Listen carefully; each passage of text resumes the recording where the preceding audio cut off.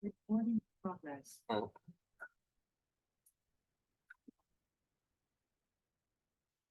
Good morning, everyone, and welcome to the briefing for Tuesday, the 12th of April. Okay, going back to the overnight chart, you can see they've painted on here this relatively weak low pressure just up to our north with this trough line and this occlusion sort of very nearby. And that's what brought lots of showers last night. Fortunately, going through today, that has moved away. And we're in this relatively slack air mass. You see, certainly north of us, no real isobars. So fairly light wind today, stronger generally towards the south. But otherwise, not much in the way of frontal systems or anything that's going to cause us too much bother. We do have this warm front coming in, and it's showing midnight tonight, which is going to cause a bit of a deterioration late afternoon. But I'm hoping we should get most of the day out of it. It looks like by about 4 or 5 p.m. it will be raining. Continuing on tomorrow, this passes through. Isobars tightening up quite a lot, and therefore the wind increasing. Trough lines are round, so a bit more unsettled tomorrow. And similar picture on Thursday. Isobars quite tight again. And occlusion to the north could stay clear of us. We could get a day out of it on Thursday, or we could be unlucky. So today, on south coast, it's showing about 25 knots from 200 degrees. Further north, only about 10 knots. So much lighter towards the center of the country. So we've probably got about 15, 20 knots here at most at flying height from the south-southwest. Southpick, if we go back a couple of hours, you can see there's clear areas around. We're currently sort of on the edge of one, but there is quite a lot of cloud around generally. Looking down to the south, you can see lots of cloud there, which is probably associated with that warm front we're going to see later. Very full radar, you can see there are some spots around. There's sort of a very light band here that might catch us around midday or so. And then the big band here, which is again probably associated with that front. Looking at the rainfall forecast then. Not loading very well today. You see this band coming through this morning, actually showing it to break up before it gets to us. So hopefully we should be okay. I think there is a chance of a shower around midday today. This is being very slow. Continuing on into the afternoon. 3 o'clock, you can see a few more scattered showers around and this band of rain getting much closer. And it looks like it should be with us from anywhere from about 3:30 to 4 p.m. onwards. We might be lucky and get a little bit longer out of it. We might stay in one of these gaps. But by about 5, 6 o'clock, it looks like it should almost certainly be raining. And that's with us pretty much all evening.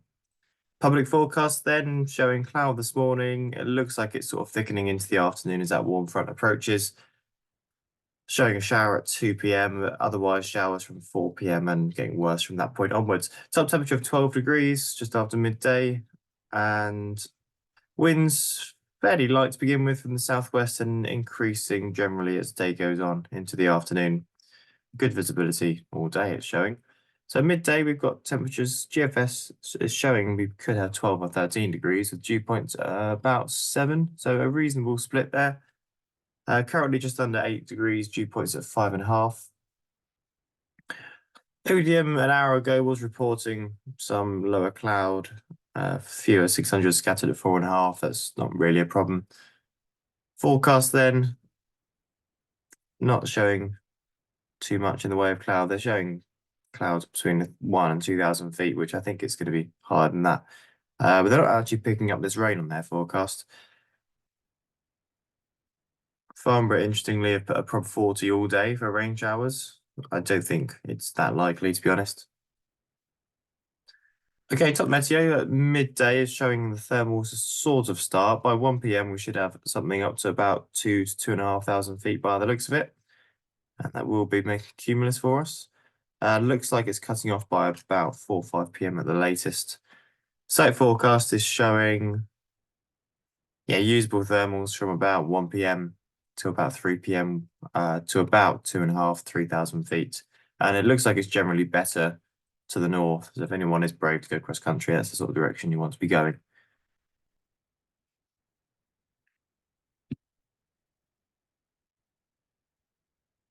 According to Top Meteo, it looks like we should have until about 5 p.m. before the rain gets here.